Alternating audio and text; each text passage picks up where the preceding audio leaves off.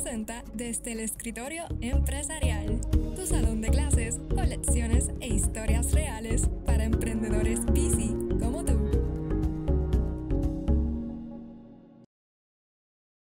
Joel Rivera, antes de saber su empresa, aunque la estamos viendo allá atrás, Joel, 10 años de edad, ¿dónde tú te encontrabas? ¿Qué tú hacías? ¿Con qué tú soñabas? A los 10 años de edad, primero buenos días a todos. A los 10 años de edad no estaba pensando en empresarismo para nada. Me divertía mucho. Yo me crié en el barrio Río Abajo de Sidra. Era un sitio un poco, la logística de llegar al lugar es como compleja. Y estaba entre ríos y canchas de baloncesto. Eso era a lo que yo me dedicaba más. Jugaba, o sea, me divertía.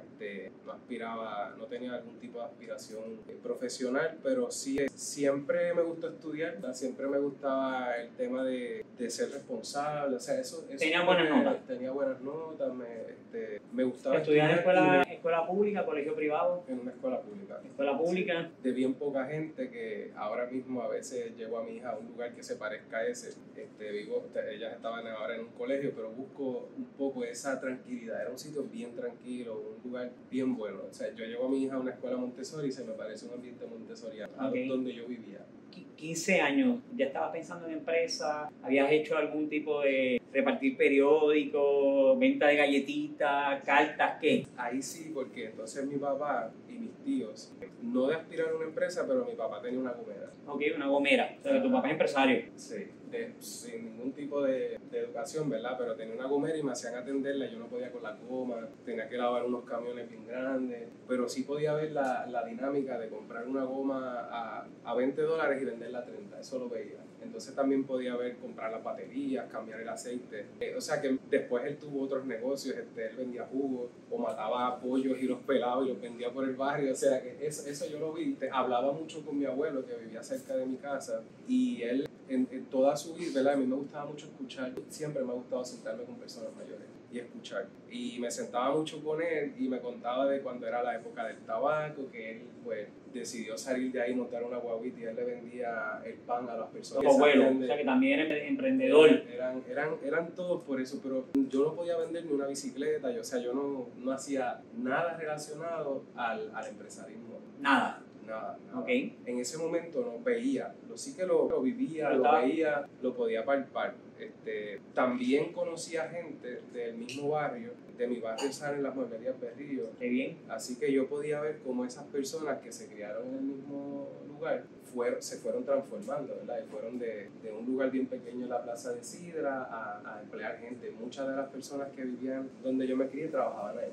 Así que yo tenía como que cierta influencia, pero mis aspiraciones eran estudiar, ir a la universidad. Llegas 15, 16, 17 años, ya es una decisión difícil. ¿Qué voy a estudiar? ¿Ya tú sabías que tú ibas a estudiar? ¿Y cómo llega esa decisión? Tuve un gran profesor, un gran maestro en cuarto año que me decía que tenía talento para las matemáticas, que me fuera a estudiar ingeniería. Okay. Yo solicité estudiar en Mayagüez A, B y C y me cogieron en una de las tres, que fue en ingeniería. Pero ¿En alguna recibiste algún rechazo? Sí. ¿De esas tres? En computadora y en mecánica. O sea, caíste en la tercera. Caí en la tercera. Ok. Pero era la más que me gustaba. Mecánica. Industrial era la que me gustaba. No la puse primera porque no era la que más pagaba. En el futuro. Sí. Ok. Te vas a Mayagüez. Sí. ¿Cómo te fue allá? Horrible. Horrible. Horrible. Los primeros 2 años, todas las clases de ingeniería no me gustaban. No encontraba ningún tipo de valor a ninguna de las clases. No me gustaba haberme mudado para Mayagüez. No me adaptaba. Estaba sufriendo allí. Mucho. Me atrasé 1 año básicamente. No me gustaba nada y me quería cambiar a administración de empresas. ¿Te querías cambiar? Sí. De ingeniería industrial a administración de empresas? Pero mi papá no me dejó, me dijo, tú eres el primero que sale de aquí, de este barrio, a estudiar ingeniería en Mayagüez, así que terminas lo que empiezas. Terminas el grado que empezaste y después estudias lo que te dé la gana. Ahora mismo pago yo lo hago así. Yo se lo agradezco, hoy día se lo agradezco. En aquel momento no lo entendía, pero él me estaba dando una gran enseñanza que yo ahora entiendo y lo agradezco mucho. Aunque me gustaría coger una clase como esta. Tuve 5 minutos aquí con un montón de información que yo a lo mejor no me sé de la teoría, pero creo que es bien importante ahora que veo cómo funcionan los negocios, el entender lo que ustedes están viendo aquí hoy. Que tú lo has vivido ya Pues yo lo he vivido, pero no lo sé. O sea, no lo sé. La No, parte académica o la parte de sí, términos. sí, yo no los coge a cantazos. He cogido los cantazos, pero no a lo mejor no he pasado por el proceso, ¿verdad? Que creo que es bien importante. Joel, tú te vas a terminar la universidad, ¿te vas a trabajar o comienza la empresa ya de cantazo? Me fui a trabajar en una compañía de consultoría, en una farmacéutica grande en Puerto Rico. Ahí estuve un año y después fui a otro lugar bajo la misma compañía de consultoría que fue donde creció nuestra empresa. Y estuve 2 años, pero yo era bien inquieto. Yo siempre quería cambiar el status quo de lo que estaba haciendo. O sea, yo siempre he tenido una gran inquietud y no me gusta que las condiciones que me rodean definan lo que yo voy a hacer. Eso yo siempre lo he tenido muy claro. Así que yo, con 3 años de experiencia solamente de trabajo, había hecho un gran trabajo. Me salió una oportunidad de un proyecto grande. La compañía con la que yo estaba trabajando deciden la van a sacar de donde yo estaba porque alguien cometió un error grande y me iban a sacar a mí también. ¿De la empresa? A todos los que estábamos dando servicio en ese lugar nos iban a sacar a todos. Pero ya había hecho un buen trabajo y este cliente me dice, pues únete con este otro muchacho que él tiene su propia empresa. Y yo le digo, yo me uno contigo si montamos algo que se llame Ultimate Solutions. O sea, es como... Si hacemos la oportunidad nuevo, llegó porque tú estabas en el momento preciso, surge algo negativo, la oportunidad surge y usted todavía no... ¿Ya tú estabas pensando en montar la empresa o simplemente...? Ya ahí sí, porque veía una necesidad grande y como te digo, no sentía que estaba haciendo un proyecto donde tenía que conectar un montón de gente y al final del día nosotros así podíamos hacer bastante de todo ese proyecto. Internamente, en la empresa. Entre nosotros mismos. Entonces, con este muchacho, él ve que si hay una oportunidad grande y nos vamos a inscribir Ultimate Solutions, pero no sabíamos el nombre. Íbamos al Departamento de Estado, vimos una guagua que se llamaba Ultimate así, y de ahí nació el nombre. ¿En serio? O sea que nunca había pensado o sea, me gustara, le tengo cariño, pero si fuera... No lo pensaste. O sea, no fue algo que fuera... que naciera con conciencia como podría ser. Pero es interesante ese concepto porque a veces uno piensa que el nombre hace la empresa. Apple hoy es una manzana, pero es algo mucho más grande que una manzana. ¿Por qué? Porque la empresa le dio un significado diferente al nombre. Así que yo me imagino que... No, ahora tiene mucho significado en mi vida, en la de mi familia, en la de mis hijos. O sea, que sí tiene.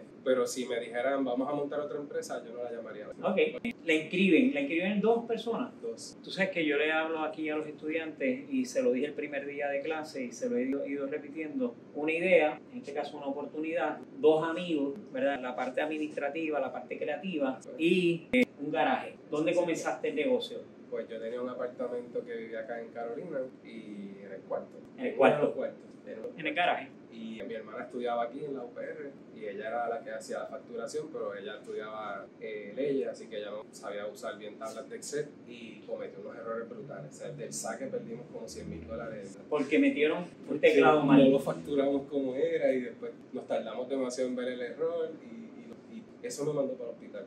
Ese error más un montón de trabajo me hospitalizaron con mucho estrés. Después lo resolvimos, pero sí era un...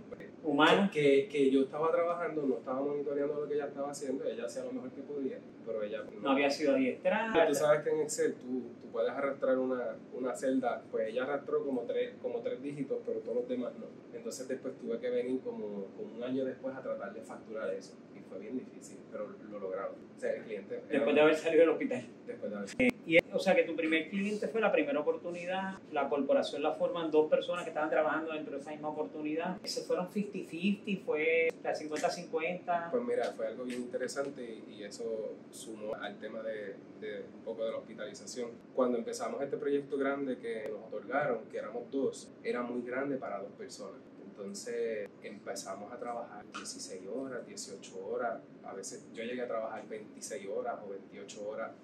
Su corrida.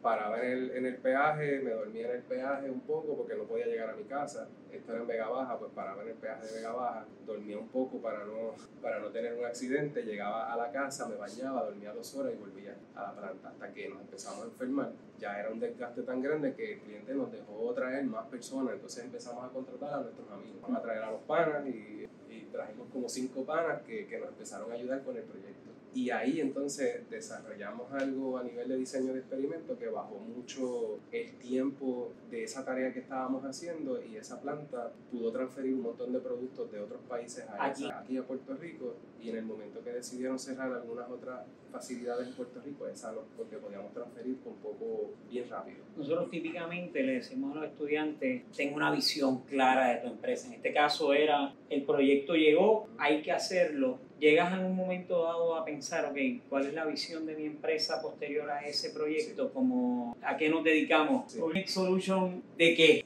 Sí, porque entonces cuando yo salgo de esta planta, entro a otra, seguimos con los proyectos, es que cuando salgo del hospital, es que pienso que ya no puedo seguir como dando golpes así, o sea, necesito profesionalizarme a nivel empresarial, ya no a nivel de ingeniería. Y entro a un programa de incubación que hay aquí en Caguas, que Caguas Emprende. era Inteco, Iniciativa Tecnológica Oriental, la incubadora, de Inteco. Entonces yo presenté lo que era, ¿verdad? En ese tiempo que estuve enfermo, estuve desarrollando, y a lo mejor ahí es donde más yo he podido analizar el mercado, toda esta parte que no había hecho nunca. Entonces lo llevo y lo presento, y me dicen, mira, es que eso es bien genérico, ahí no hay ninguna propuesta de valor, eso no añade valor a nada, eso es un Francisco. Eso fue Francisco Isamia y Oscar Jiménez y todo el mundo. Claro. Y varios profesores de la Universidad del Turabo que estaban en ese momento. Así que me rechazaron. ¿Te rechazaron originalmente en...? Sí. Interesante. Hablamos ahorita de las ayudas gubernamentales que tienen los diferentes países, ¿verdad? Vimos África, que no tiene mucho, pero Puerto Rico tiene un ecosistema. Sí. El primer ecosistema municipal lo crea Caguas. Dentro de Caguas crea una incubadora que se llama Inteco, crea una regionalización, Banco Badeco, para darle financiamiento a estas personas que son empresarios. La incubadora es un lugar particular donde ellos te alquilan económicamente un espacio, un garaje, y entonces tú puedes ir allí y hay 10 o 12 empresas en ese edificio que son empresarios nuevos tratando de salir, y le dan un término. Aquí tú vas a estar 1 año, 2 años, 24 meses, más de eso te tienes que ir porque yo quiero que otro entre a la incubadora, ¿okay? Así que entraste, no llegaste a entrar entonces a la incubadora. Entonces ahí vuelvo y someto otra propuesta y me vuelven a rechazar. 2 veces rechazado. 2 veces. ¿Y qué tú estabas haciendo entonces en el interim? Pues como tenía todavía los proyectos en Vega Baja, pero los estaba asegurándome de facturar. Ya no estaba en los proyectos. Ok, ahora yo estaba decidido. ¿Tu primer despido fue a tu hermana? Sí. Bueno, ella de verdad no la de Claro. Pero ya al rechazarme la segunda vez, veo que dentro del mismo municipio hay unos fondos WIOA. Hoy eso se llama Work Investment Opportunity. Entonces ellos están dando 2... Voy a decir un secreto, yo fui vicepresidente de WIOA, de la Junta Estatal, y soy vicepresidente del Banco Regional de Caguas, así que nada. Esto no sale todos los días, así que aprovechenlo. Entonces yo, en ese estaban dando unos talleres, uno era de Project Management, otro era de programación de PLC y otro era de sistemas de visión. Y yo fui a coger todos los cursos. Cursos adicionales a los que ya había salido de la universidad. Sí. ¿Por qué? ¿Cuán importante es eso? Pues no tenía una propuesta de valor y sentía que en mi experiencia en la industria eso hacía falta. Sentía que esa ¿viste una oportunidad por ahí? La vi. Okay. Me tomé los cursos de programación de PLC y de sistemas de visión, y el curso de Project Management que hice mientras cogía la clase, me iba a mi casa y lo implementaba la metodología tal cual con el desarrollo de la propuesta que ya había rechazado 2 veces. ¿Qué es Project Manager? Y yo se lo voy a recomendar que lo cojan a los estudiantes. ¿Qué es Project Manager? Es una metodología de manejo de proyectos donde te aseguras que el proyecto que vayas a hacer lo defines bien, ¿verdad? Lo ejecutas. El scope of work.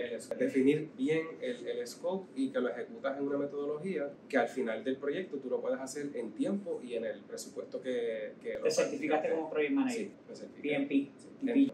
El curso, claro. No me cogí el examen. Sí, pero tener el conocimiento lo tiene para hacer los proyectos. Sí, bueno, he hecho un montón de proyectos. Entonces ahí con el proyecto arreglé la propuesta que me había, porque no tenía un scope definido, o sea, pude plasmar una propuesta que tenía valor y ahí me aceptaron. Ahí entonces la tercera. Pero Okay. yo no me quité, yo seguí hasta que le nació lo que era Ultimate, que es una compañía de ingeniería basada en innovación y tecnología que provee productos y servicios para la industria de ciencias vivas en 5 unidades de negocio, y esas 5 unidades de negocio fueron las que salieron en aquel momento, que es automatización industrial, sistemas de visión inteligente con inteligencia artificial, regulatoria, la parte regulatoria que Puerto Rico es bien sólida, y todo eso nosotros lo combinamos. Validaciones. Sí. Y esa parte nos damos todo eso y podemos hacer un turnkey para los clientes. Y lo que vendemos es accountability. Nosotros le decimos al cliente, yo quiero ser accountable de la A a la Z, y este proyecto va a ser en tiempo, lo vamos a cumplir según lo O sea que tú trataste, en aquel momento había un proyecto, el proyecto tenía diferentes jugadores, en ese momento tú dijiste, esto es bien complejo porque tengo que coordinar con diferentes personas, vamos a pensar en una construcción de un edificio donde yo tengo un arquitecto que diseña, pero tengo un contratista que contrata al de civil, contrata al de tubería, al plomero, contrata al estructural, ingeniero estructural, o sea que tú tienes diferentes jugadores, tú lo que querías hacer era como tenerlo todo bajo un mismo techo. Todo eso, pero en vez de para un edificio, para una línea de empaque, porque nuestro enfoque ha sido siempre empaque con sistemas de visión y robots y, ¿verdad? y mucha automatización, que es lo que hay en Puerto Rico, que eso es lo que, ¿verdad? Lo que hay. Y tu nicho de mercado dijiste que era ciencias vivas. ¿Qué es eso y qué es ciencias vivas? O sea, ¿cómo tú defines tu mercado meta? Sí. La ciencia incluye las 3 componentes que hay aquí en Puerto Rico de industria de medical device, que es un dispositivo médico que probablemente lo implantan dentro de tu cuerpo. Un marcapaso.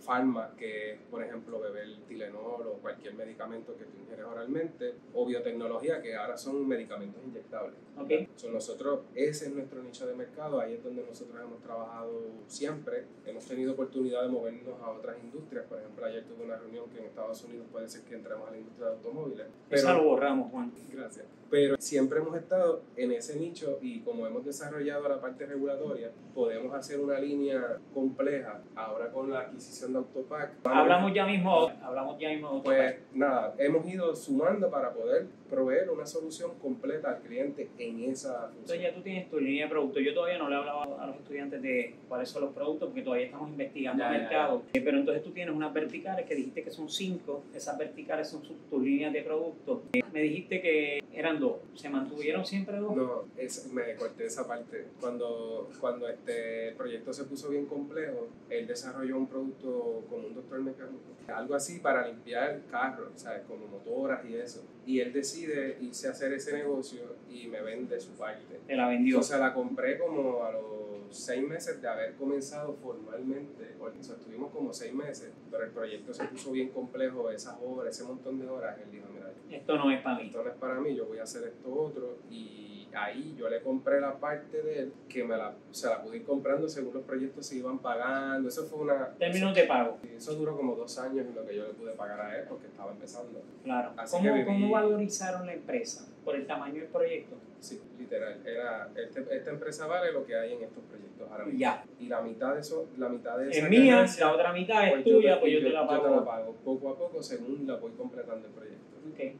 Después de eso, haces ese proyecto, ya estás en la incubadora. ¿Cuál es tu próximo paso? Organizarme y aprender un poco de empresarismo, ser un poco más.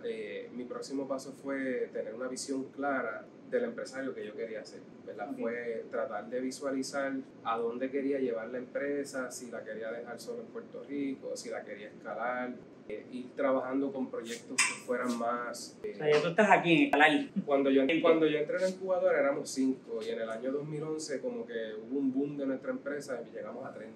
Y cuando llegamos a 30, como yo digo que 30 a nivel de una empresa de servicio se complica porque entonces necesitas departamento de recursos humanos, necesitas finanzas, necesitas estructura para manejar. Ahí es que viene que le doy las gracias a mi papá de haber estudiado ingeniería industrial, porque como podíamos en ingeniería industrial ver todo, pudimos montar una estructura bastante sencilla, a bajo costo, que funcionaba para lo que ustedes necesitaban. Y te diría que de 30 a 100 empleados, esa estructura funcionó. Después de 100 es otro 20%. Dicen que el número es 150, donde ya tienes que entonces, una llega a 150, abrir otra empresa nueva, una división completa aparte. Pues cuando llegamos a 150 nos tuvimos que meter en un ERP system y tuvimos que seguir añadiendo más cosas, ¿verdad? A medida que también abrimos oficinas. Hablemos de eso ahora. Estás en Puerto Rico, ya tienes un mercado bastante establecido y ya estás pensando en escalar. ¿Cómo tú das el salto? Porque sé que estás fuera de Puerto Rico también. ¿Dónde estás y cómo llegas ahí? Te digo cómo llego ahí primero. Nosotros nos hicimos bien expertos en una implementación de unas tecnologías de una compañía que estaba en New Jersey, que la industria creó una ley que había en el 2013 que había que tener un cierto cumplimiento y nosotros nos convertimos en expertos implementando esa tecnología y empezamos a trabajar proyectos en Estados Unidos enviando gente a implementar eso, pero también en Europa. ¿Estados Unidos a las mismas compañías que ya tú tenías aquí o empresas diferentes? En las que tenía aquí y otras también que eran diferentes, pero a través de esta otra compañía. O sea, no era buscando un proyecto en Estados Unidos. Era que llegué ahí porque esta otra tecnología me está llevando. No era algo que nosotros desarrollamos por nuestra cuenta. Era, somos expertos en esta tecnología, necesito ir a Estados Unidos, necesito ir a Europa, a Alemania, a diferentes países a implementar esa tecnología. Yo le comento a los estudiantes que en algún momento ellos tienen que ir a un trade show, a un expo. ¿Ya tú habías ido a alguno en ese momento? Ya, mira cómo llega esta tecnología a Ultimate. Yo había ido a un trade show cuando me enviaron a encontrar qué era Ultimate. Pues una de las cosas que hice fue que me monté en un avión y hice mi primer viaje de negocio auspiciado por mí mismo, que fue a Chicago.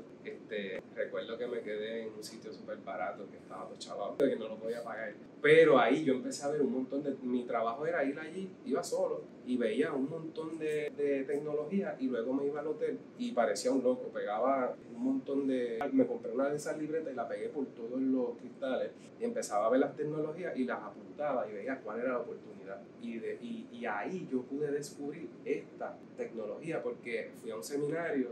Yo decía, nosotros sabemos bastante de sistemas de visión y ahora viene una ley que va a obligar que todos los países en el mundo cumplan con esta ley, que se llama trazabilidad de medicamentos, que es que si te recetan un medicamento, tú tienes que saber la procedencia del medicamento desde que sale de la industria hasta que tú lo consumes porque se lo roban y lo falsifican. Pues en ese trade show identifiqué a la compañía más grande del mundo que hacía eso y ahí tuve mi primer contacto en un trade show. O sea que fue importante haber ido sí. Y me interesa mucho, me hubiese gustado que hubiese tomado fotografías de tu cuarto. Yo creo que tengo que verificar. Está interesante eso, porque hay ejercicios que uno tiene que hacer y ese es uno de ellos, cómo yo clasifico la información que estoy recibiendo en estos trade shows y específicamente dónde ahí está la oportunidad. A mí me pasa esto, yo en mi oficina yo tengo muchos cristales alrededor y yo tengo los marcados, yo todo lo escribo. O sea, yo soy bien visual. Yo no puedo, yo igual que tú, yo necesito empezar a escribir cosas en una pizarra. O sea, yo escribo por todos lados y después cuando encuentro algo que me hace sentido, le saco una foto. Y después todo lo demás lo borro. Pero lo necesito ver. Y así ha sido, y en mi oficina es así también. Sí, la parte de creatividad es así en tu caso. En mi caso, porque yo necesito escribir para poder, pues algo pasa cuando tú estás escribiendo que se va conectando con el cerebro que hace que... Yo les dije la semana pasada que se transmuta. La importancia de la escritura es que tú tienes una idea y se transmuta cuando tú la escribes y esa transmutación la puedes entonces llevar de la idea a un papel a algo físico o algo tangible. Bueno, nosotros trabajamos con un montón de tecnología, inteligencia artificial y yo siempre ando con el libro. Yo no he podido moverme a ese mundo. Yo ando así, como menos. Entonces, llegan las oportunidades, ¿cómo creces? ¿Cómo además de que te llega la oportunidad porque tienes la tecnología, tienes el producto correcto? ¿Cómo creces? ¿Cómo decides expandir? Pues entonces empezamos a desarrollar maquinaria por nuestra propia cuenta. Empezamos a decir, mira, ya no quiero comprarle este equipo a esta compañía en Europa, lo quiero hacer yo. Okay. O sea, que tú cogías equipos de otras personas y le ponía cámara, le añadíamos, integrábamos sistemas de visión y los conectábamos a su PLC y ahí aprendimos un montón. O sea, integrando un sistema dentro de otro, aprendimos cómo... Básicamente tú estás haciendo reverse engineering. Sí. Para poder conectarlo tenías que abrir toda esa caja, entender la caja que estabas operando, haciendo reverse engineering, fuese a propósito o no, sí. Y ahí eso te da un conocimiento extraordinario. Y entonces, veíamos las fallas de esos sistemas y creamos el nuestro. Crean entonces su primer producto. Nuestros productos. Y con nuestros productos pudimos montar una oficina en Louisville, en Kentucky, que me salió súper mal, gastamos un montón de dinero y ese salió mal. Ese proyecto fue un fracaso. Un fracaso. Tuvo 3 años pérdidas ahí, sí. pensando que eso iba a funcionar bien y entonces... ¿Y por qué Kentucky? Porque El cliente estaba allí. El cliente estaba allí y Kentucky es un centro de distribución por excelencia. Y yo pensé que esta cosa de tecnología iba a impactar esos centros de distribución a gran escala. Y hicimos... No pasó. No funcionó, no sirvió. Estando ahí me sale la oportunidad tenemos un muchacho haciendo un proyecto en Barcelona que ya lleva 3 meses y no se puede quedar ahí porque más de 3 meses pues necesita visado de trabajo, sería como si estuviera trabajando ilegalmente. Pues ahí montamos una oficina en Madrid. Montamos esta oficina en otra incubadora en Madrid, siguiendo el mismo modelo de acá. Pero ahí, a diferencia de Estados Unidos, aprendí que, ¿verdad? Si quieres crecer un negocio en un lugar, necesitas una persona de ese lugar para que lo crezca. Yo le voy a traer a otro amigo, tú lo conoces, Jorge Rodríguez, y Jorge me dijo a mí, y lo van a escuchar luego, lo van a escucharle sus palabras, que hay que mudarse. O sea, tú te mudas, ya seas tú o alguien allí, hay alguien que se tiene que mudar. Por eso fracasé en Kentucky, porque no me mudé, ni conseguí a alguien de ahí, pero en Madrid sí conseguimos a alguien de allí que nos alineamos un montón en principios, en valores, que eso es otra, ¿verdad? Y él ha podido entender la visión de nuestra empresa y llevarla a Madrid, y ahí ya como 25, 28 personas. Allá, ok. Así que tienes Madrid, tienes Puerto Rico, ¿tienes alguna otra más? Bueno, Ohio, que tiramos otra vez y salimos de Kentucky, montamos en Ohio y ya hay 30 personas. Ya tienes 30 en Madrid, 30 en Ohio. ¿Aquí cuántos tienes empleados? 160. 160 y ahora pues ya tú llevas bastante tiempo operando, ya tienes proyectos, ya tienes 3 oficinas, ya tienes una infraestructura. Merger and Acquisition, ¿qué es eso? Pues entonces, como ya queríamos tener el taller donde hacíamos las máquinas nosotros, o sea, habíamos hecho unas máquinas y yo conocí a esta persona que era el dueño de esta empresa que empezó a hacernos como la carcasa de las máquinas, el taller donde se corta el metal, así que hice algunos proyectos con él. Él no tiene un exit planificado ni una persona que tenga una sucesión. Y pues mira, seguimos trabajando y nosotros nos convertimos en su plan de sucesión y le compramos la empresa recientemente, en marzo. En marzo de este año. Ahora tienes ¿cuántos empleados más? 46 más, casi 2 empresas. Ahora hay un plan estratégico que esta fabrica, esta instala, esta hace todo y lo tienes todo básicamente. Ahora lo podemos hacer todo. Ahora esa visión de ser accountable que teníamos al principio, ahora por fin la podemos hacer completa, porque antes no podíamos. Preguntas, dudas, pregúntenle. ¿Alguien tiene preguntas para Joel? Como mucho lo viste que muchas partes necesitabas muchas conexiones para poder hacer comenzar el plan, tenías que tener conexión con alguien que tuviste y pudiste hacer una conexión con esa persona.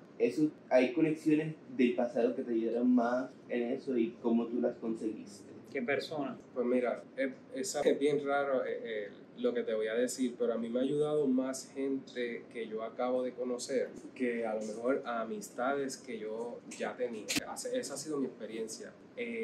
Sí he tenido a lo mejor amigos que salen de la universidad y nos conocíamos en un ambiente bien parecido a este, que me han dado algún proyecto, pero son más los que me han dado algún tipo de proyecto, algún tipo de ayuda, porque o les explico lo que necesito con mucha claridad. Yo soy muy persistente también. O sea, yo nunca acepto un no como una respuesta.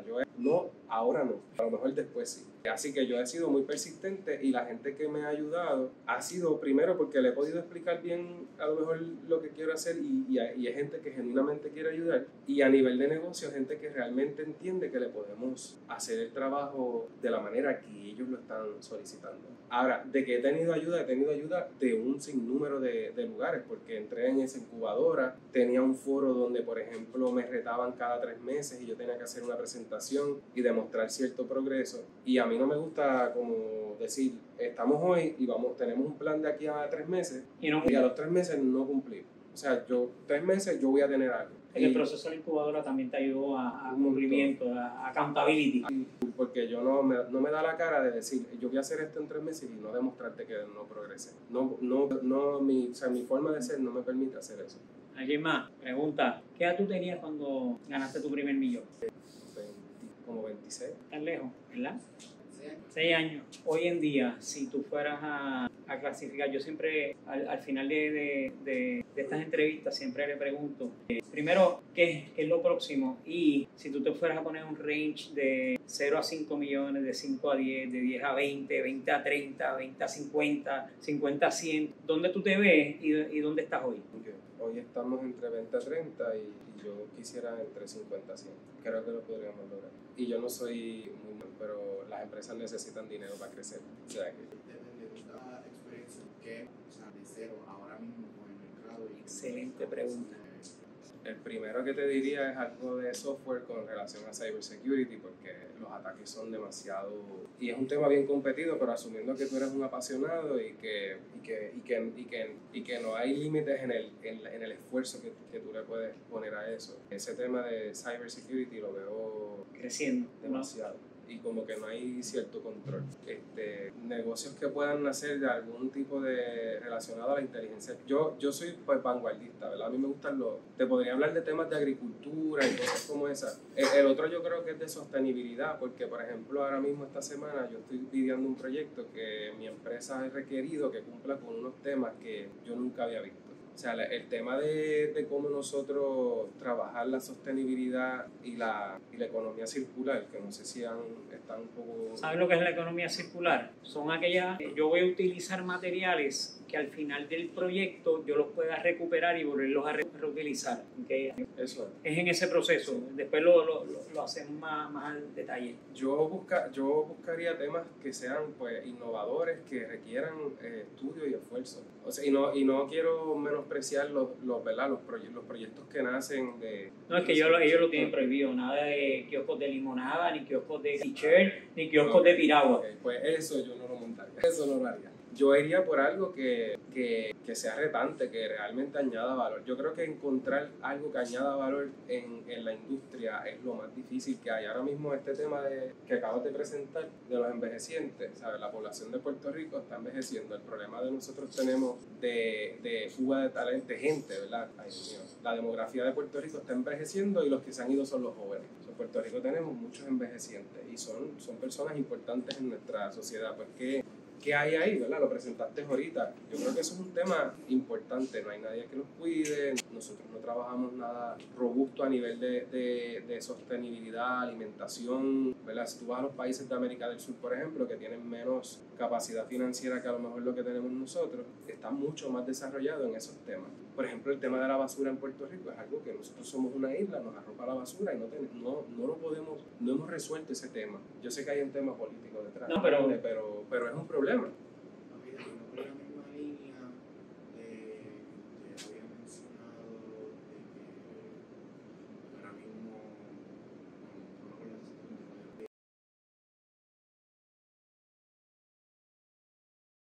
¿verdad?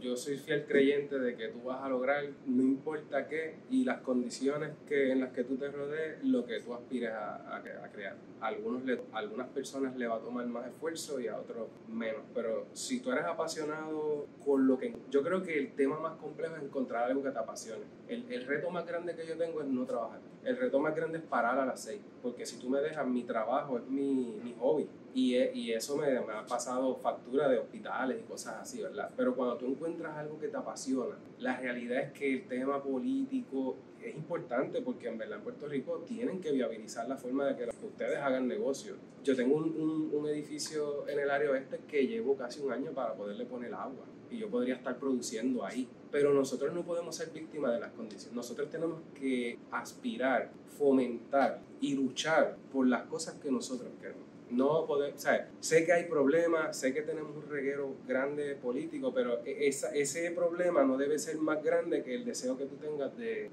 echar para adelante y de lograr lo que tú quieras. Yo siempre lo he visto así. Y tengo problemas y a veces me han ayudado, porque tengo que decir que en el municipio de Caguas a mí me han ayudado un montón. Nosotros empezamos una oficina de 225 pies cuadrados en ese edificio. Luego el mismo programa me dijo, mira, pero alquilar algo más grande eran 3,000 pies cuadrados. Y el mismo municipio dijo, oye, tenemos este local disponible, lo vendemos. Y nosotros lo compramos. Y somos la primera empresa que se graduó de un programa de incubación como ese. Y hemos tenido, yo creo que el único premio a nivel de incubación de Puerto Rico lo tenemos nosotros. Pero para mí ha sido un facilitador, tengo que decir, del municipio de Caguas, ha sido un facilitador del desarrollo económico y el desarrollo de nuestra empresa. Así que no todo es negativo, a pesar de que hay unos retos grandes.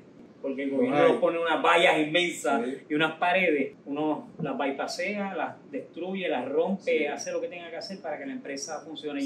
Yo sé que tú me lo dijiste tras bastidores, yo no sé si tú puedes decir esto, pero yo vi unos equipos en tu empresa, tú comentaste ahorita un poco de eso, tú has hecho un prototipo, ese prototipo te ha costado una cantidad, ¿la puedes decir y qué puede pasar si no te llevas el proyecto? Bueno, sí, hemos gastado, ahora como ayer hice los últimos números a ver si va por decretos de R&D, hemos invertido 1.3 millones en ese producto y si no sale, pues habremos echado el zafacón casi $1,5 millones. Pero estamos compitiendo. Yo vi lo que es, pero ha adquirido un montón de experiencia que le va a servir para otros proyectos. Sí. No, y estamos compitiendo con una compañía de Japón, con una alemana y con una italiana. Y nosotros la bandera puertorriqueña, y si te cuento lo que ha pasado después de que hablamos, pues te sorprendería. Ese sí que no lo puedo poner aquí. Bueno, gente, ¿alguna otra pregunta? Sorprendería. Ese sí que no lo puedo poner aquí. Bueno, gente, ¿alguna otra pregunta?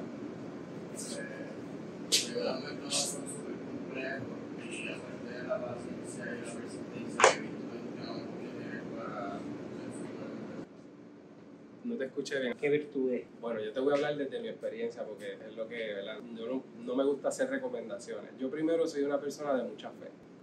Con todo el respeto de las personas que son no creyentes o lo que sea, yo soy súper creyente, así que yo pongo todo siempre, hago todo mi esfuerzo y lo demás lo pongo en las manos de Dios, ¿verdad? Ese es mi mantra. Yo también siempre he sido una persona que vela por los intereses de los demás. A mí me interesa servir. Si nosotros fuéramos a comer ahora mismo aquí y hubiera una mesa de comida allí, yo me quiero asegurar que todo el mundo coma primero que yo. Ese ha sido siempre mi forma de trabajar. Y yo creo que los líderes que hacen falta en este país son líderes que estén dispuestos a sacrificarse, aunque ellos pasen, ¿verdad?, por un cierto trabajo, pero hay gente que está dispuesta a hacer eso. Yo creo que ese liderato que se busca por ahí teórico, para mí el mejor líder modela con los ejemplos. O sea, no hay otra manera de yo enseñarle a alguien algo que no sea yo sacrificándome o yo haciendo el mayor esfuerzo que salga de mí, porque es lo que yo le estoy enseñando a los demás. Si tú miras los modelos de liderato que tenemos en este país, hay mucha gente que quiere vivir en una manera media cómoda, sin querer sacrificarse mucho, y ellos se ponen primero en la fila y los demás vienen después. Pues yo creo que ahí, ¿verdad?, ese liderato. Así que contestando tu pregunta, uno es, pues, para mí, y el segundo es ser un líder que promueve el liderato con el ejemplo. Esas dos cosas. Y te diría que la otra es pasión por lo que haces. Es que si lo que haces no te gusta, digo, y hay veces que yo soy un apasionado del baloncesto, pero no di el grado para ser un jugador de bueno, pero hoy a las 4 yo voy a jugar baloncesto y me siento como si fuera Jordan, no importa, o sea, y me divierto de esa manera, ¿verdad? Para mí, fe, liderato y pasión en lo que estás haciendo, aparte de la educación, porque yo cuando me senté allí ahora mismo, ¿qué yo haría diferente? Yo me educaría mejor, porque mi camino ha sido de muchos golpes que siento que si hubiera tenido la educación, a lo mejor estaría en otro nivel. O sea, no podemos dar por sentado la educación. Ninguno de esos celulares ni computadoras va a reemplazar la experiencia que tiene Carlos aquí hoy, por las experiencias de vida que tú has tenido. Y eso no hay forma de compartirlo a través de una red, que no sea un videíto, pero es que no es tan real. O sea que el tema de la educación para mí es prioritario, es primario en Puerto Rico. De verdad que te felicito por el espacio. Esto es una producción de Yes. Seguimos busy. Este episodio ha sido posible gracias al auspicio de BizTips, tu plataforma digital para la creación de planes de negocio.